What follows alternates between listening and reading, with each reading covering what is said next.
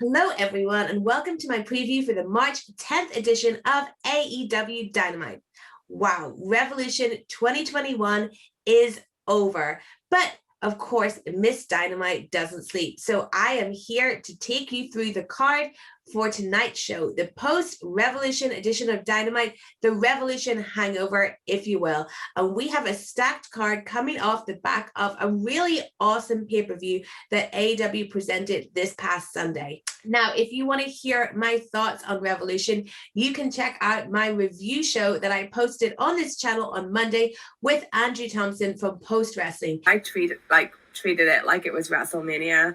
Or Christmas, or it was the final video in my Revolution Week celebration, which included a Dynamite pre-show, a death match watch along, a Revolution 2020 retrospective review, a Revolution 2021 pre-show, and the main event, an interview with AEW's Chris Jericho.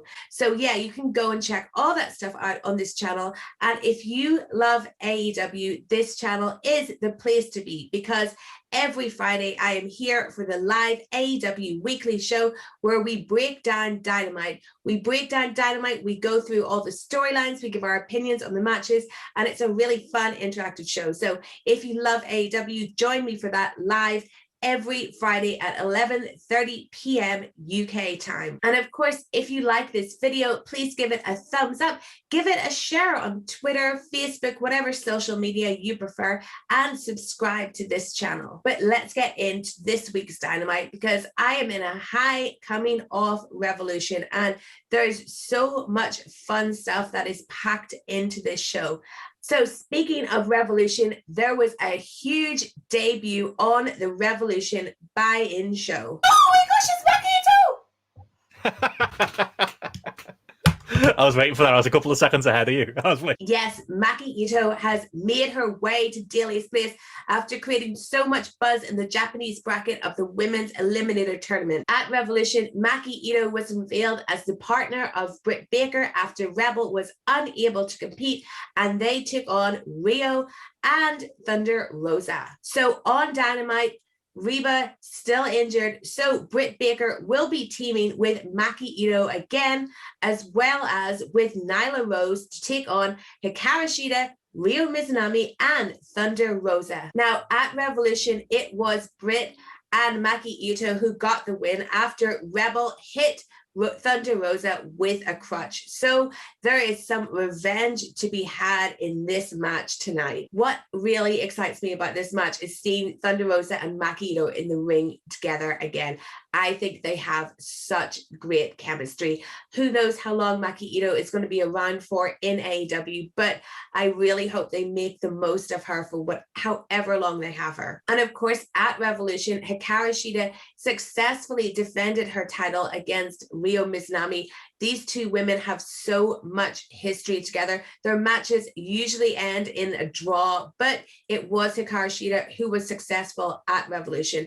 And tonight they will be teaming together. And after Shida's victory at Revolution, we did see Nyla Rose run in to attack her. Then we had Britt Baker run out, Maki Itoh, and it was Thunder Rosa making the save and clearing the ring. So this match is going to be really interesting to see what the future is of the women's championship title picture, because it seems everyone is out to get Hikaru Shida, but who is next in line? I would put my money on Britt Baker, because I really thought she was going to be more successful in the Eliminator Tournament. I think we're all just waiting for AEW to fully pull the trigger on her, and having her paired here with Maki Itoh can only enhance her. So I think this is going to be a really great, fun match, and it's going to tell us a little bit about the future direction for Hikaru Shida and that women's championship. And another big debut we had at Revolution was Mr. All Ego Ethan Page, who was the mystery man in the ladder match and will make his Dynamite debut tonight when he faces the Nightmare Family's Lee Johnson. Lee Johnson was previously on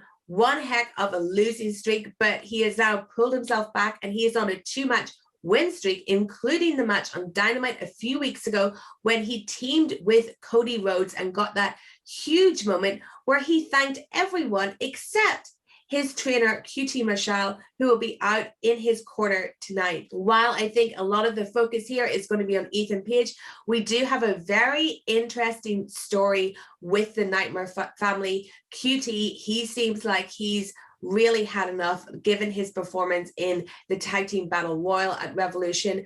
And it's a really interesting pairing to put Ethan Page with Lee Johnson, because we all know Ethan Page is a Cody guy. He's someone that was scouted by Cody, and here he is going up against one of the Nightmare family and the kind of hot young prospect of the Nightmare family who could drive even more of a wedge between the rest of the family and QT. As for Ethan Page, he was very impressive at Revolution, even though he didn't get the win. And I think he is a great young signing for AEW that's really going to do something in the mid-card. I'm excited to see him in action. I think it's really cool that he's here, and I think this match should be both a great showcase for him and for Lee Johnson as well. And speaking of Cody, Cody will be in action on Dynamite. We don't yet know who his opponent will be. He took quite the beating in the ladder match. He even had to take some time away from the match during it, but Cody wants to come out and prove that he can go and he has no quit in him. So we'll see who Cody is matched up with and what Cody still has left in him right now after taking that beating in the ladder match and the match that he and Red Velvet had against Shaq and Jade Cargill last week. And staying on Revolution ladder match talk, we have the winner of the face of the Revolution ladder match, Scorpio Sky, taking on Darby Allin for the TNT Championship. Now, at Revolution, Darby Allin teamed with Sting against Team Taz's Brian Cage and Ricky Starks. And this was a brutal match for Darby Allin. He took some crazy, crazy bumps. He even went through glass. It was a cinematic match, and it was awesome. It was so cool to see him and Sting finally in action together.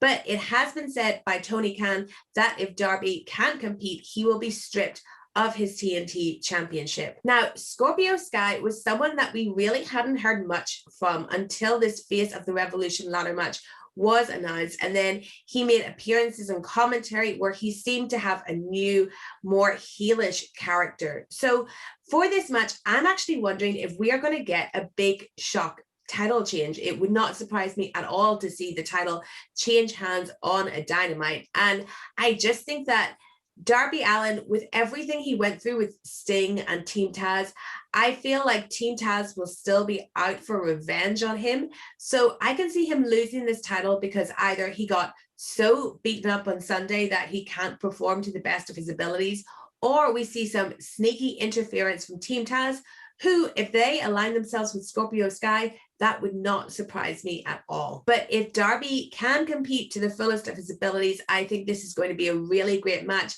And it's a great opportunity for Scorpio Sky, who is someone who's just been so deserving of more of a spotlight. And it is really cool to see him not only win the ladder match, but potentially go on to win the TNT championship. Now, at Revolution, we saw the Young Bucks defeat Chris Jericho and MJF to attain their AEW Tag Team Championships. And there was also a Tag Team Battle Royal where the number one contenders were crowned. It was Pac and Rey Fenix. So tonight on Dynamite, Rey Fenix will be taking on Matt Jackson to give us all a little bit of a preview for what we can expect when they finally have their Tag Team Championship match. All I can say about this match is I think it is going to be amazing. Fenix is incredible. We have seen so much of what he could do over the past couple of weeks that I almost felt a little bit sad that he was in the tag team match instead of getting a singles match at Revolution, because he's such a great competitor. But him and Pac as a tag team is just really cool. They both are just so exciting to watch. And seeing Fenix go in there with Matt Jackson, I think that's going to be something special. The Young Bucks match against Jericho and MJF was fantastic. It was actually my favorite match of the night from Revolution. So I'm now excited to see Matt Jackson go in there with Fenix. Fenix will have some crazy, crazy spots planned, and who better to do them with than Matt Jackson? I actually see Fenix winning this match just because of what Matt went through at Revolution. And I think a win for Fenix properly sets up more anticipation for the title match that will be coming soon down the line. And also on Dynamite, we have the Inner Circle War Council. Yes, as I was just saying, Jericho and MJF were defeated by the Young Bucks at Revolution.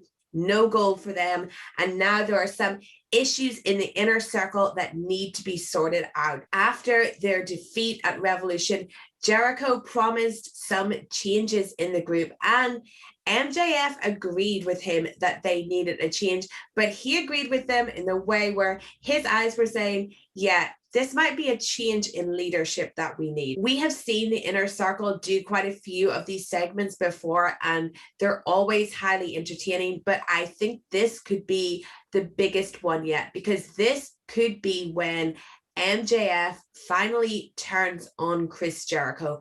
And when MJF does turn on Chris Jericho, who in the Inner Circle will side with who? Because we have seen the past couple of months, MJF endearing himself to everyone in the Inner Circle, except, of course, Sammy Guevara, the member that left. So when the time comes for MJF to try and oust Jericho as the leader, it will be very interesting to see who sides with him. And of course, the other thing we have to wonder about is, where is Sammy Guevara? I think a lot of people expected him to show up at Revolution. He did not. Could he show up during this War Council tonight? And if he does show up, whose side will he be on? Will he be still completely against Jericho for aligning himself with MJF? Or will he see that MJF is the real problem and maybe give an assist to Jericho if he needs it and things go down between him and MJF? Also on Dynamite, Christian will appear. Yes, Christian was the big surprise that was being teased at Revolution. He is now All Elite. He has signed a multi-year deal. He is going to be doing matches at some point. So we are going to hear from Christian on Dynamite. The signing of Christian is interesting. He is a great worker, and he was in the WWE Royal Rumble. So it is pretty cool that we have now in AEW someone that can say they were just in the Royal Rumble and now they are All Elite. And the other thing people are anticipating from Dynamite is some kind of explanation regarding the exploding barbed wire death match between Jon Moxley and Kenny Omega. I think we can all agree, and it's fair to say, that the ending wasn't exactly what we'd hoped for, but it was an incredible match. It really, really was. And I loved the bit at the end where Eddie Kingston ran out. It is just a shame that those explosions did not go off the way intended. So we will see on Dynamite how they explain this. We've already heard Tony Khan and Jon Moxley blaming Kenny for his construction of the explosions. So we'll see where this storyline goes from here, and if they have any more explanation, especially with Kingston's involvement as well. And there you have it. That was your preview for the March 10th edition of AEW Dynamite. Enjoy the show, guys. I'm really looking forward to it. And of course, don't forget to subscribe to my channel. There is so much AEW content on here. It is an AEW celebration all the time. And join me on Friday night, because we will be talking in depth about this Dynamite. And don't forget to check out my review of Revolution 2020, as well as my interview with Chris Jericho, and hit that subscribe button, hit the like button, hit the follow button on Twitter at Stephanie M. Chase, and I will see you next time.